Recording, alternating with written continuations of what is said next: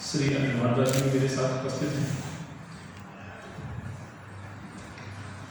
आज हम लोग दिल्ली के एक और ऐसे गंभीर विषय पे सरकार का ध्यान आकर्षित करने के लिए उपस्थित हुए हैं जो सीधे तौर पर जनता से जुड़ा हुआ है। साथ ही जिस तरह से 2020 मार्च में एक संक्रमण ने अपने पैर पसारे और पूरे विश्व के साथ साथ देश और दिल्ली को भी अपने आगोश में ले लिया, और संक्रमण की वजह से जहां देश में लाखों मौतें हुई वहीं पे दिल्ली में भी हर तरह की क्षति हुई। जहां इस संक्रमण के खिलाफ दिल्ली सरकार की और केंद्र सरकार की जिम्मेवारी बनती थी कि लोगों को उचित इलाज मिल पाए, अस्पतालों में उचित व्यवस्था हो पाए। जो दिल्ली सरकार का जो स्वास्थ्य का जो इंफ्रास्ट्रक्चर था, जो व्यवस्थाएं हैं, उनमें इस बीमारी के खिलाफ लड़ने की व्यवस्थाएं होनी चाहिए थी, जो कि शायद नहीं हो पाई। जहां संक्रमण का प्रकोप और संक्रमण की वजह से, इस महामारी कोविड-19 की वजह से लोग की जान गई, वहीं पे लोगों के रोजगार, काम धंधे और लॉकडाउन कर्फ्यू की वजह से आर्थिक तौर पर भी भारी नुकसान देश और दिल्ली के लोगों का हुआ। लगभग 1 साल की वैज्ञानिकों की रिसर्च, उनकी दिन रात की मेहनत के बाद एक संभावना, एक उम्मीद जगी है कि वैक्सीनेशन के बाद शायद इस संक्रमण पर काबू पाया जा सकता है। हालांकि उस वैक्सीन को लेकर के भी कई प्रश्न पहले भी उठे हैं। ट्रायल से लेकर के उनकी जो वैक्सीन की सक्सेस होने को लेकर के या उसके जो परिणाम हैं, वैक्सीन लगने के बाद इस संक्रमण से कितने प्रतिशत बचाव हो सकता है, ये अलग विषय है। लेकिन जिस तरह से सरकार ने घोषणा की है, देश के प्रधानमंत्री और दिल्ली के मुख्यमंत्री ने, कि दिल्ली के अंदर इस महामारी के खिलाफ या इस महामारी से बचने के लिए 16 जनवरी से लगभग 89 जगहों पर टीकाकरण का कार्य शुरू किया जाएगा, जिसमें 40 सरकारी और 49 प्राइवेट अस्पतालों को शामिल किया गया। मैं दिल्ली वासियों की तरफ से देश के वैज्ञानिकों को इस चीज के लिए शुक्रिया अदा करता हूं। लेकिन जहां पर ये संख्या सरकार ने रखी है, टीकाकरण के जो स्थान तय किए, एक प्रश्न जरूर उठ जाता है, जो हम बार बार ये बात कहते हैं कि इस संक्रमण में दिल्ली के अंदर सबसे बड़ा यदि फेलियर किसी का देखा गया दिल्ली सरकार में, तो अरविंद का तो खैर खुद ही घर में छुप के बैठ जाना। वहीं पर जो चिकित्सा सुविधाओं में क्रांतिकारी बदलाव की बात कहा करते थे, जिसमें मोहल्ला क्लिनिक को सर्वप्रथम पंक्ति में रखकर के कहते थे कि हमने बदलाव किया, और जिस मोहल्ला क्लिनिक के अंदर पूरी तरह से सुविधाओं का अभाव था, इस 1 साल के अंदर संक्रमण में 1% भी योगदान इस बीमारी के खिलाफ जंग में उनका योगदान नहीं है।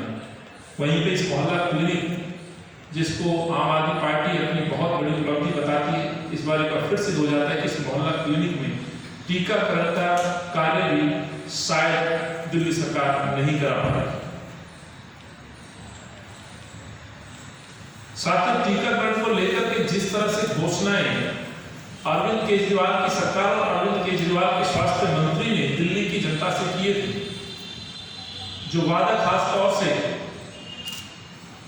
इस टीकाकरण का कार्य शुरू होने पर दिल्ली वासियों को मुफ्त में टीका उपलब्ध कराने की बात कही थी। मैं एक ऐसा ट्वीट और खबर, जो Delhi government announce free covid vaccine for people in city, 2 जनवरी 2021 का एक सत्येंद्र जैन का बयान है। इस बयान के आधार पर लोगों ने ये उम्मीद जगाई थी कि एक साल में जो विफलताएं, जो नाकामियां दिल्ली सरकार की थी, कहीं ना कहीं ये वैक्सीन उपलब्ध होने के बाद शायद उनके जख्मों पर कुछ मरहम लगने का काम है। लेकिन उसी के तदुपरांत देश के प्रधानमंत्री की मुलाकात के बाद जिस तरह से अरविंद केजरीवाल ने और सरकार ने अपना बचाव करते हुए बयान दिया है और ट्वीट किया है अरविंद केजरीवाल कि कोरोना सदी की सबसे बड़ी महामारी अपने लोगों को इससे सुरक्षित करना बेहद जरूरी है। मेरा केंद्र सरकार से निवेदन है कि कोरोना की वैक्सीन सभी देशवासियों को मुफ्त लगवाई जाए। इस पर होने वाला खर्च ढेरों भारतीयों की जान बचाने में सहायक है।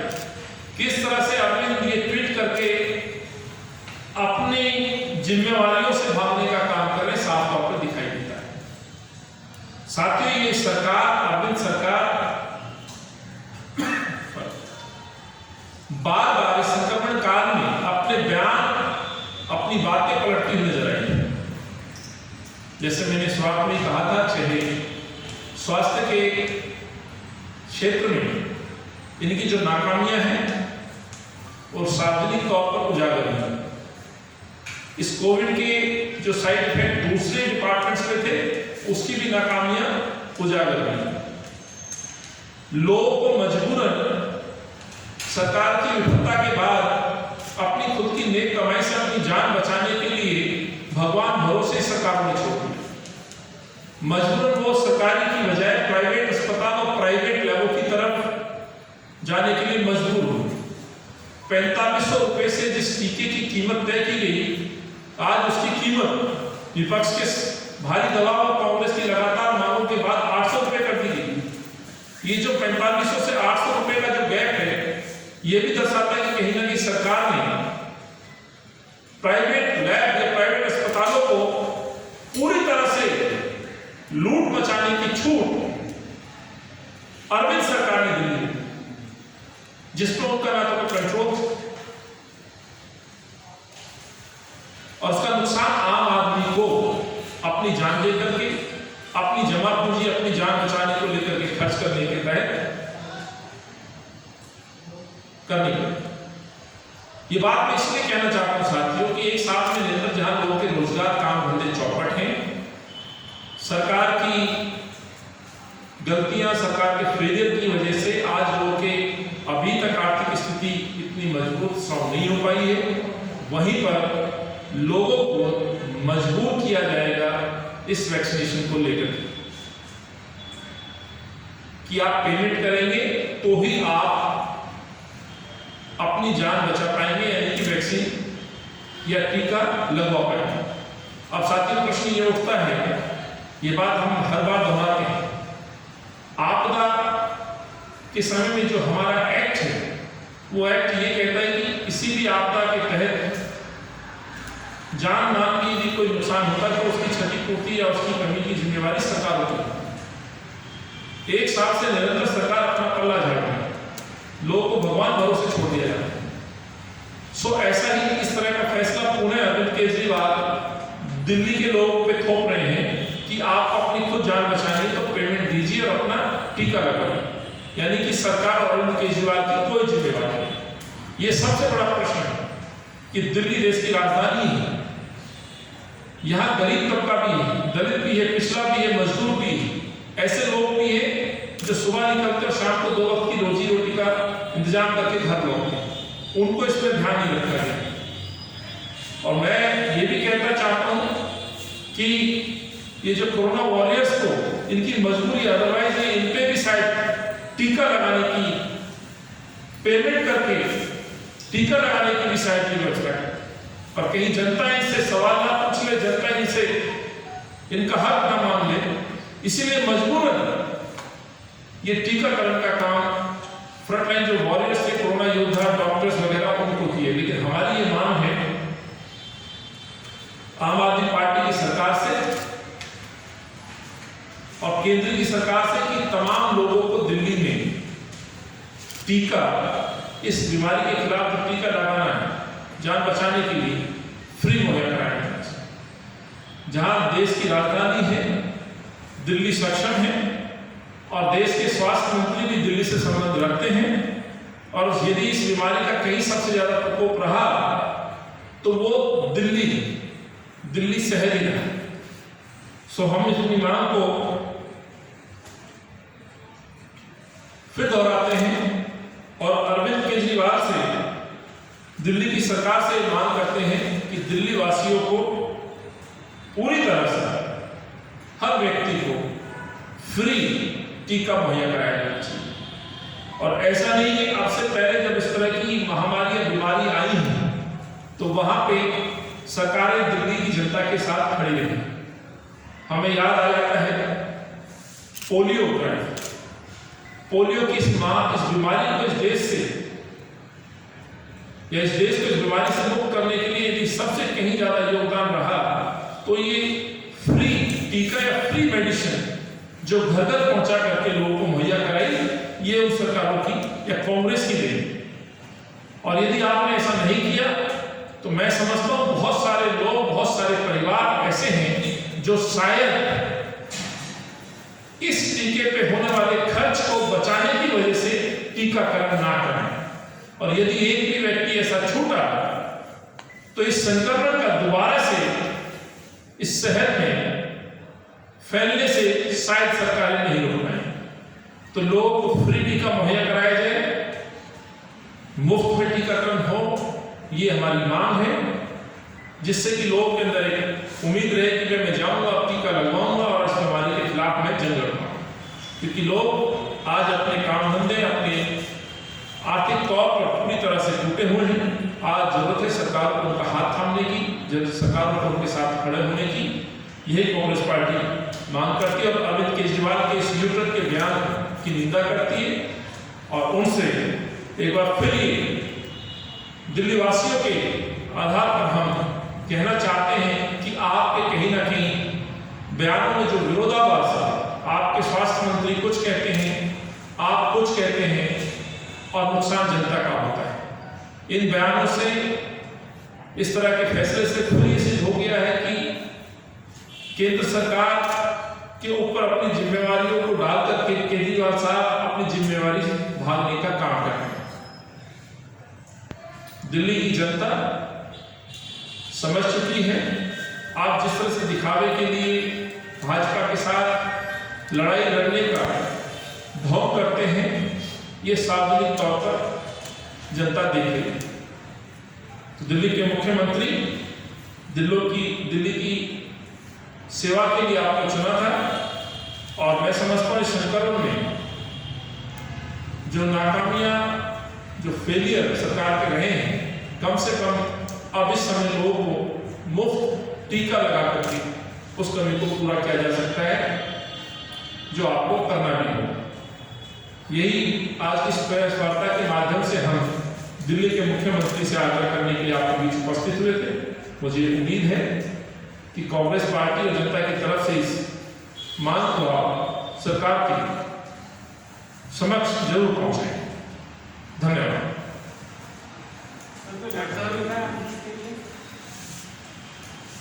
सर, एक छोटा सा दो सवाल है। बल्कि क्या आपको लग रहा है कि केजरीवाल जी अपने expansion, all India expansion policy में इतना ज़्यादा मजबूर है कि उनको ये टीका पहले जो उन्होंने प्रॉमिस किया था कि पूरे देश में सबको मुफ्त में मिलना चाहिए, वो नहीं मिल रहा? और दूसरा, क्या आप इस बात का तस्दीक करते हैं कि सेंट्रल गवर्नमेंट और स्टेट गवर्नमेंट पत्रकार को भी इसको प्रायोरिटी लिस्ट में डाले और उनका भी टीका लगाना चाहिए ऐसे प्रायोरिटी?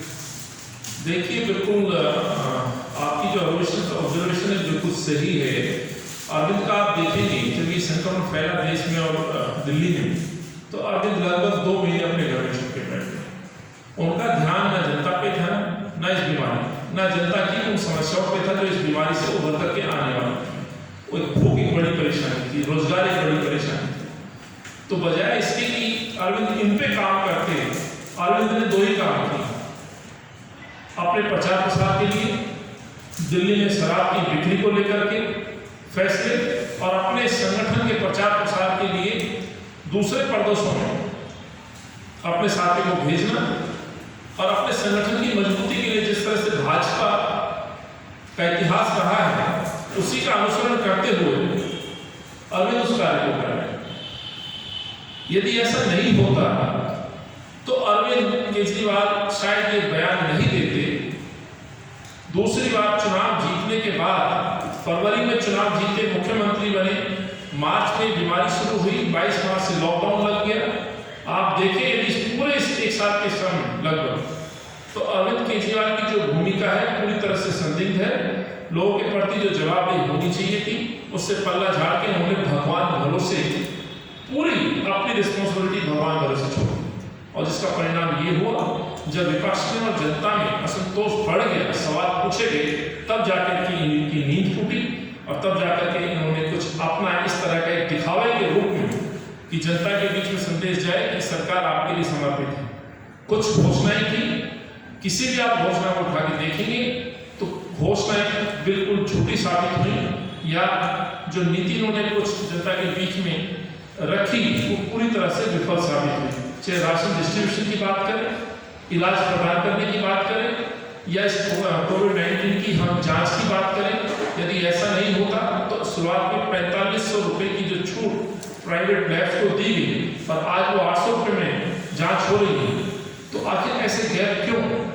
कहीं ना कहीं अरविंद केजरीवाल डर के छुट्टी घर में बैठ गए, और आज भी अभी भी जैसा आपने कहा है, अभी भी केंद्र सरकार के इशारों पे जो निर्णय लेने होते हैं वो निर्णय लेते हैं। टीकाकरण जो आपने कहा, पत्रकार भी वही कोरोना योद्धाओं की तरह उन्होंने अपनी जिम्मेदारी को निभाया है, और पत्रकार भी वैसे ही योद्धा है जैसे कि डॉक्टर, नर्सेस, क्योंकि सरकार की विफलताएं, समाज में आई हुई इस बीमारी का संदेश, अवेयरनेस की जानकारियां पत्रकार भाइयों ने, हमारी बहनों ने हर घर तक पहुंचाई। सरकारों की खामियों को उजागर किया है, कई लोगों की शहादतें हुई हैं।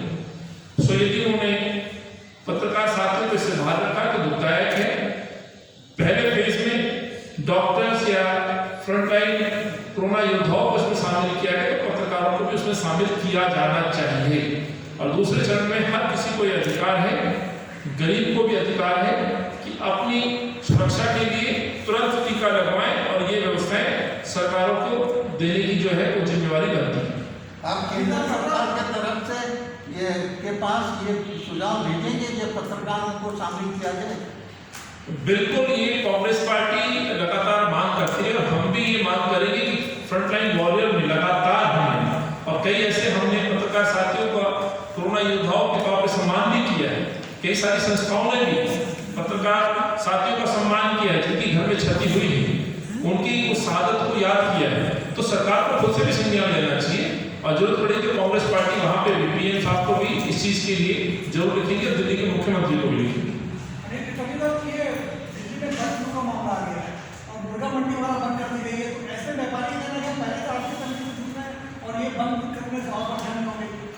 देखिए, जिस तरह से संक्रमण पे कोई नियंत्रण दिल्ली सरकार का नहीं रहा, वैसे ही कहना चाहता हूं कि बर्ड फ्लू को लेकर के भी सरकार ने कोई उचित कदम नहीं उठाए। लगभग 400 बत्तखों को मार दिया गया। संजय झील जो कि उप मुख्यमंत्री की विधानसभा है, अफसोस इस बात का है कि आखिर सरकारें अब तक हाथ पे हाथ रख के क्यों बैठी हैं?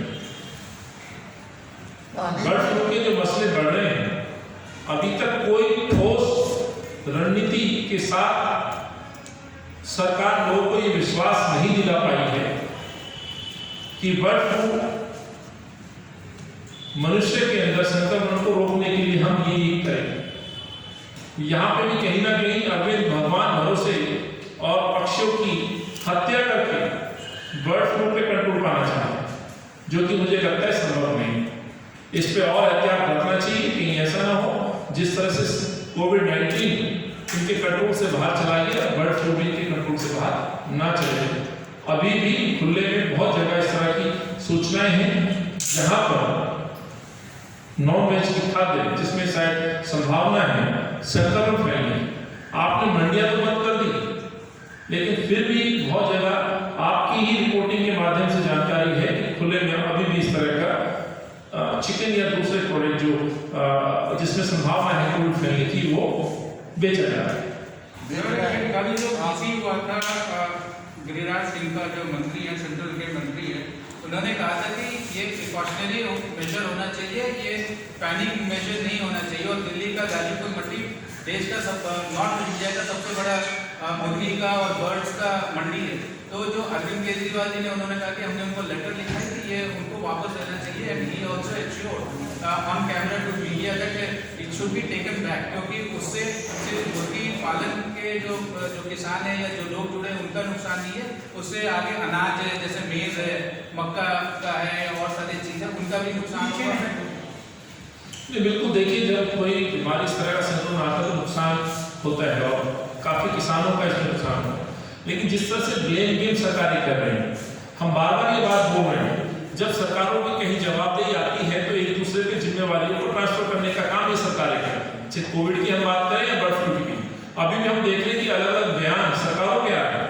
कभी मुख्यमंत्री को बयान देते हैं, स्वास्थ्य मंत्री कुछ बयान देते हैं, कभी दिल्ली के मुख्यमंत्री बयान देते हैं, वैसे ही केंद्र के भी मंत्री भी अलग अलग बयान देते हैं।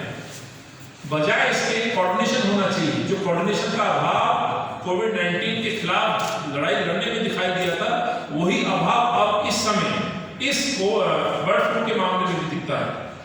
वही फेलियर फिर दिखता है। एक बीमारी जब आती है तो केवल एक जगह पे इफेक्ट नहीं डालती है, इस बीमारी के कई जगह इफेक्ट आते हैं। फिर वही सवाल खड़ा होता है कि जो दिन में मजदूरी करता था, इस बीमारी के बाद, इस रोग के बाद, इस तरह के जो डिसीजन लिए गए हैं, सरकार ने उनको फिर भगवान भरोसे छोड़ दिया, ऊपर वाले के भरोसे छोड़ दिया। आपने कहा कि चिकन मत बेचिए, पर जिसका रोजगार अंडे बेचने वाला हो या रेडी पटरी वाला हो, उसका तो काम धंधा बिल्कुल बंद हो गया। तो उन लोगों के लिए भी कुछ योजना, इसलिए बार बार बोल रहे हैं कि कोई ठोस नीति सरकार नहीं बनाती है। एकदम से जब बीमारी बड़ी बन जाती है, आती है और कुछ अपने आदेश थोपने का काम ये सरकारें करती है, जिसका जीता जाता उदाहरण ये पार्ट बर्ड फ्लू में आप देख सकते हैं। अनिल जी, ये आप मानते हैं जो मोहल्ला क्लिनिक है ये नाकाम है वैक्सीनेशन प्रोग्राम के लिए? बिल्कुल, पूरी तरह से। ना केवल वैक्सीनेशन के लिए, मैं समझता हूँ मोहल्ला क्लिनिक को जिस तरह से उन्होंने पेश किया था अरविंद केजरीवाल ने अपने मुख्यमंत्री रहते हुए, कि हमने इतना बड़ा बदलाव चिकित्सा के क्षेत्र में किया है कि अब घर जाकर, घर के नजदीक जाकर के आप इलाज पा सकते हैं। पिछले एक साल लगभग इस कोविड की इस महामारी में, इस महा लड़ाई में कहीं पे भी रत्ती भर योगदान इन मोहल्ला क्लिनिकों का नहीं है। यदि ऐसा रहा होता तो शायद ये वैक्सीनेशन का काम जो है नजदीक लोगों को सुविधा मुहैया कराई जाती, तो इस मोहल्ला क्लिनिकों को प्रयोग में लाया जाता। यानी कि वहाँ वो व्यवस्थाएं नहीं है, ना वहाँ डॉक्टर्स हैं, ना कोई एक्सपर्ट्स हैं। आप जाके देखें, आपने देखा भी है, बहुत जगह पे जानवर सोते नजर आए हैं, कहीं पे विंडो नहीं है। तो एक तरह से सिर्फ लोगों को ये विश्वास दिला दिया गया कि मोहल्ला क्लिनिक में बहुत अच्छी सुविधाएं हैं। जब सवाल पूछे जाते हैं तो ग्रेटर कैलाश के मोहल्ला क्लिनिक का उदाहरण देते हैं।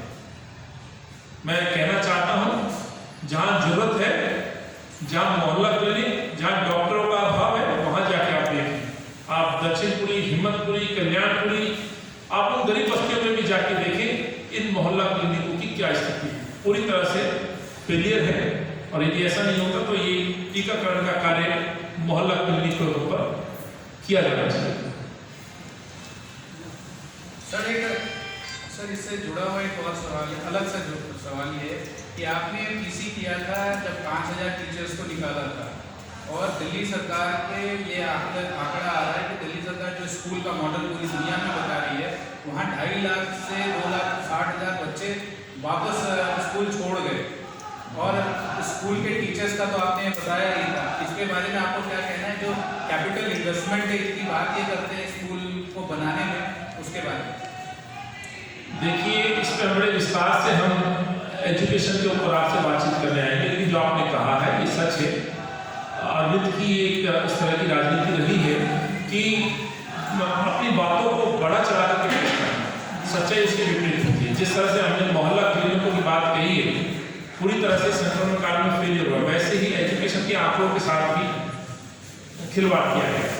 अपने परिणामों को बेहतर करने के लिए बच्चों को रोका गया। केवल हम नहीं बोल रहे हैं कि ये मसला कोर्ट में भी सुनवाई के लिए गया। बहुत सारे पेरेंट्स भी अपनी बात ये लेकर के गए थे कि उनके बच्चों को जबरदस्ती निकाल के प्राइवेट बोर्ड, प्राइवेट स्कूल की तरफ डाल दिया गया।